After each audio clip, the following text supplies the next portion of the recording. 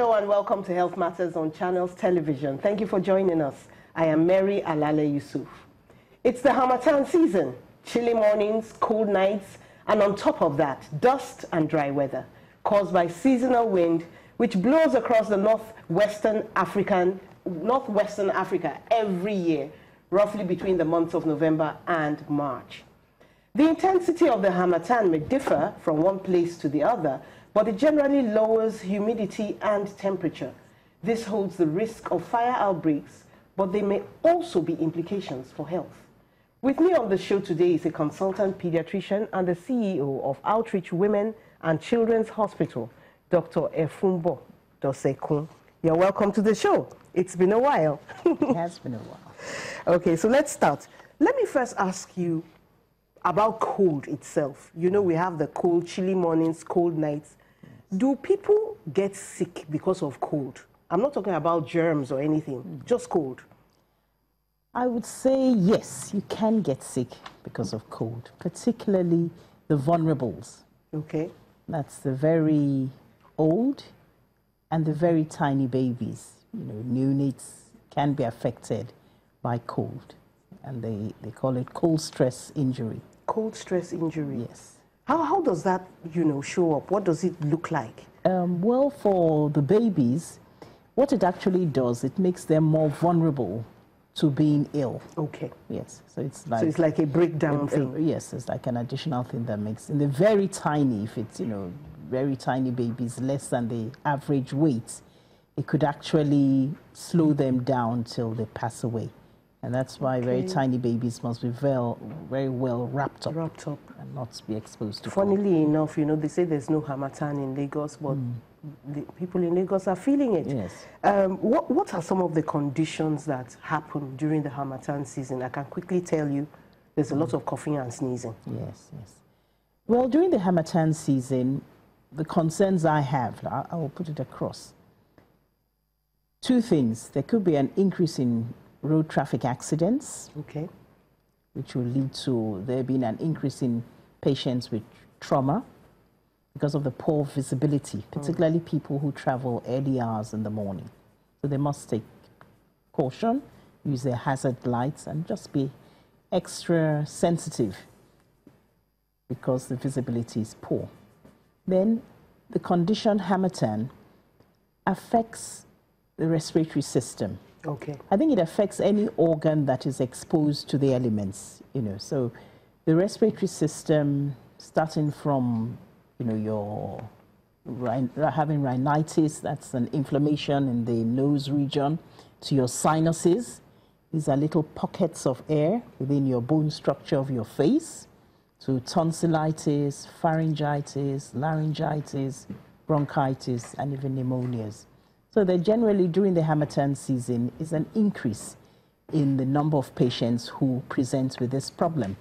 Particularly, I said, with vulnerables, with the young, the elderly, people with chronic illnesses, like people with sickle cell anemia, people with asthma, just like we know. Yes, asthma could really get a hit because of the dust. Yes, because of the dust, because dust can act as a trigger for people with asthma. So if you do have moderate, if you have chronic asthma, but with episodes of moderate to severe asthma, you need to be on what we call the preventers. That's the inhaled steroids. So anybody who has moderate to severe asthma, they need to see their doctors during the Harmattan season so that they can put them on their inhaled steroids, because this will prevent the asthma attacks or reduce the severity of the asthma attacks. We don't really hear people talking about, wearing a protective covering over the nose and mouth, and things like that. But don't you think that such things are necessary sometimes? It might be helpful, particularly during transit, because we already have our ongoing problems with significant air pollution. Okay. And you can imagine that this is even from the Harmattan. So you can imagine that this is worsening. So in some countries where they have, a harsh environment or high pollution, they go around with facial masks when they're moving around. But there's, there's a limit to how much you can cover your openings. That's your eyes, your nose, your mouth. Do you get what I mean? Because, you might miss it in this 5 minutes, but the next 5 minutes, somebody might just pass by you and just cough. Yes. So it's quite difficult, especially with everybody coughing. But what one should advise ourselves, as a community, is we should try to improve our respiratory hygiene. Okay. So when we cough, we just don't cough into the atmosphere. And when we use tissues and things like that, we must dispose of it immediately. And, of course, wash our hands. Yes. But, I'm concerned because, they say that what happens during the Harmattan is that the weather gets drier. Yes. There's reduced humidity. So that makes the dust particles easy to move. Yes. Can somebody get, a disease, for example, tuberculosis? Can someone catch that from the dust? You see, what happens with a lot of this dust? Dust deals with you in two ways. In people who have an inborn, let's say, intrinsic hypersensitivity, that means their airways are very sensitive. Dust, because when your airway is sensitive, it's always a little bit pink. It's a little bit inflamed because asthma is a chronic problem. So it's always like that. Or when it's you have just sinusitis, ready for the trouble. So it's ready for the trouble. So when dust that acts as a trigger, or the cold that acts as a trigger, or just even stress.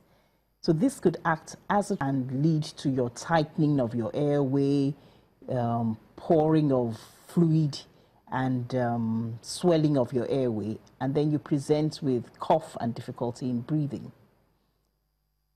So during the Harmattan season, you have the asthmatics, it gives them more problems. People who have sinusitis, they start having their flares. There's a condition called vasomotor rhinitis, where when there's a rapid change in your temperature, your mucosa reacts to it and starts pouring out fluid. Not because you have a bacterium or any disease, but just because the weather is changing. Yes. That could affect anybody because in some places, what we have is the cold morning, then it's hot in the afternoon. And then at night it's cold again. Yes, so swings in temperature. But I must also tell you that because of the weather conditions, there's also an increase in viral infections, there's increase in bacterial infections, because dust is called fomites. They actually, your dust on your table, your dust in your window, your fan, your AC, actually attracts bacteria and viruses. And then the wind comes and blows them. So that's why we do have this exaggerated, conjunctivitis and upper airway and lower airway